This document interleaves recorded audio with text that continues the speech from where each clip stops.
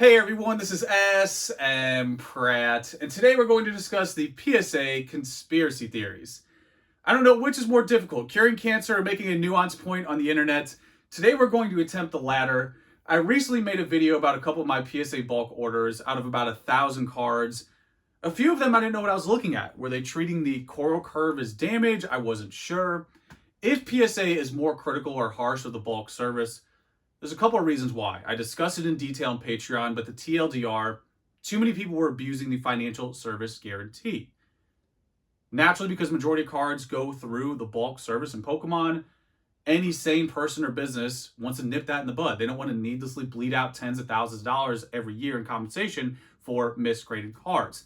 That's the reasonable scenario. I agree with that to an extent. What I don't agree with are the massive conclusions people are drawing from this, the overreach, the conspiracies that come from this. Namely being, all previous grades now are not true 10s because PSA is more harsh on the bulk service, or the coronavirus of conspiracies. PSA is trying to control the pop. This is going to be a fun ride. This is going to be a great video. A good starting point for all this. Majority of the people, this is going to rustle some jimmies. Majority of the people making these claims, these conspiracies, simply aren't qualified. They haven't been around long enough or submitted enough cards to get a proper sample size. If you've only been here a couple of years and submitted a couple hundred cards, that just isn't enough data to extrapolate. Moreover, if you've only been here for a couple of years, you don't realize this isn't new. This same exact conspiracy and conversation happened in 2016-17 with the Pokemon Go explosion. Happened in 2014-15 with the Gold Star bubble. Happened in 2011-2012 with the emergence of social media. Happened in 2008-2010 when people really started to submit Pokemon cards at PSA. It's the same conversation. This is why I always say flippers come and go, collectors never die. That merry-go-round of flippers that get on and off, those individuals who change, those patterns remain. These patterns manifest themselves in different individuals, but it's the same exact thing, the same reverberation from 2008, 2010 to 2012, 2014, 2016, and here we are again having the same conversation. So, getting back to the claim that now all previous grades are inferior to the new harsh standards of PSA, that is an argument from exception. So what that means is if you have a friend or you know someone who's a pro athlete, you're like, hey, I want to go down the career road of being a pro athlete. You realize that being a pro athlete is very exceptional. Sure, there are people out there who do it, and we could see them, look at them, and appreciate what they do, but ultimately that's an exceptional scenario. So an argument from exception is taking that exception, that minority, and doing one of these, zooming in on it, zooming in on the pixels and disagreeing through emotion. That's what's happening, because majority of the cards graded by PSA are completely fine, because that's why this all works. When we send in a card to PSA, we have a good vibe or feeling what we're going to get, and a good expectation. It's going to get 6 to 7, 7 to 8, 8 to 9, 9 to 10, because majority of the cards are accurately graded. That's why this all works. That's why it reinforces on itself. That's what you want. That's why third-party grading is so paramount for collecting. Again, keep in mind, this is ultimately in the realm of subjectivity. It's never going to be perfect. Perfect didn't exist. It never will. Do I want them to be as consistent as possible? Absolutely. Everyone can agree on that. But making conspiracies is 2 steps backwards. It's like saying, we don't need third-party grading.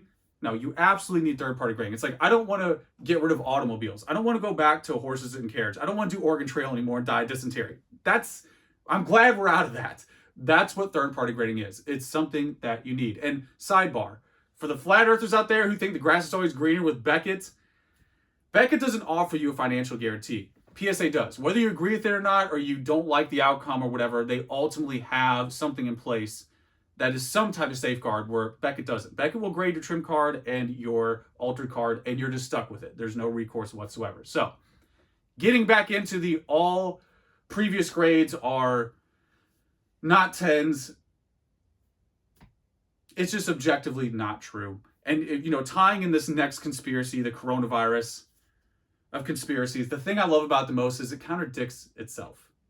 If PSA is somehow this mastermind, which, again, they're always told to be incompetent, they don't know enough about Pokemon, they need to figure out the Ninetales error and rectify all these issues, but now they're also an evil genius. If PSA is trying to control the pop for no tangible reason whatsoever, and they're being less objective, right, because they're more aware of market value, isn't that the claim?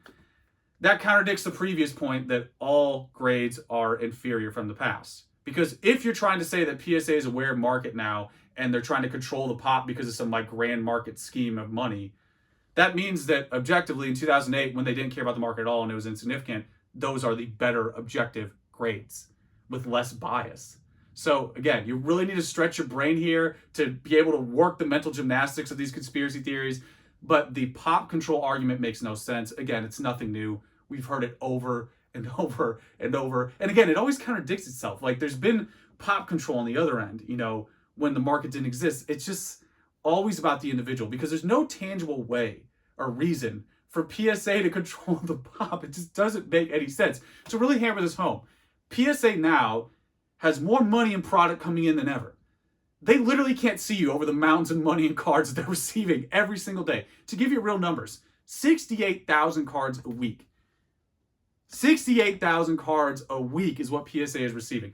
They have a 1 million card backlog. Like they're dragging around 1 million cards. That's their delay. Like they don't even have enough time to properly process and grade your cards. How are they going to control the pop and do this insanely meticulous thing for who knows what gain? Because at the end of the day, PSA isn't getting a kickback from those sales. When this deflosion is out the door and it sells for whatever price, PSA doesn't get a cut of that. It's only when it's in-house and they grade.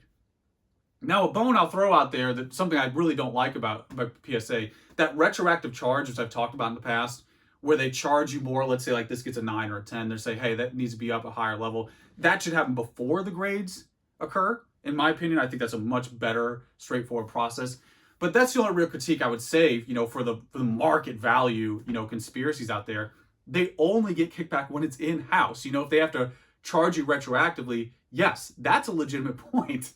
But saying they're controlling the pop, again, the contradiction from this is before, when people were frustrated that they would charge you after you receive your grade, contradicts this new one that they're trying to control the pop. Because if anything, there'd be incentive there for them to fluff up the grade so they can get more money from making you pay more for the market value.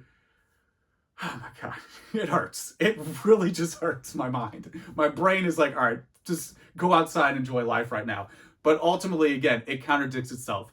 That claim issue, which I do disagree with, I wish they would say before, hey, you're gonna have to pay more. I've experienced it myself. I remember when I submitted Pikachu Illustrator way back in the day when the walkthrough service was the top, I did one underneath and they said, hey, we're gonna have to go walk through. I said, that's fine. They got it done like in an hour. I agreed before the grade even came through. That's how it should be.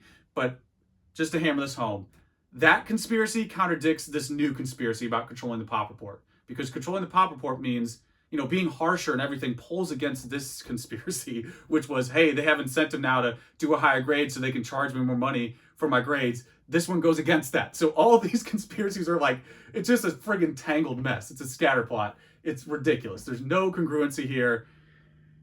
It's a mind circus. So the only thing I could say in conclusion to all this, it's been a fun exercise here in fallacies. The only thing I could close with here is that these conspiracies are nothing new, and they're more of a reflection of the individual making them than what's really going on. What they're doing is inferring a bit of legitimate information and blowing it out of proportion, usually because of some type of incentive of either the thing I want I didn't get, or the thing I was doing is more difficult. I know some of these fast money, fantastic flippers out there are, offering grading services to people, and they are guaranteeing grades, super high risk scenario. And of course, when PSA disagrees, that puts them in a bad position. So what do you got to do? You got to flare up and say, PSA is terrible, et cetera, et cetera.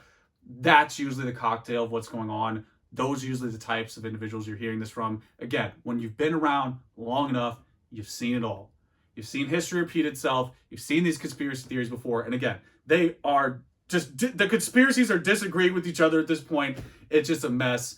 Ultimately, try to enjoy the hobby in this realm of subjectivity. Yes, there's going to be variance. Yes, there's going to be movement. But again, macro perspective, over 25 years, that moment when the 8.5 grader existed, or maybe there is some fluctuation in treatment of certain items, certain condition, et cetera, over 25 years, those little blips are negligible. Just like with stocks, when you go 25 years on the S&P, that's what you're supposed to be looking at, not this microcosm of the cowboy week you had with the coronavirus, the long term. That's where the solace is. That's where the rationale is. That's where the objectivity is. That's where the ultimate answer is. So there it is, guys.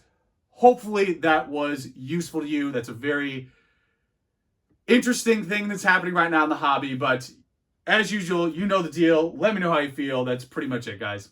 Till next time.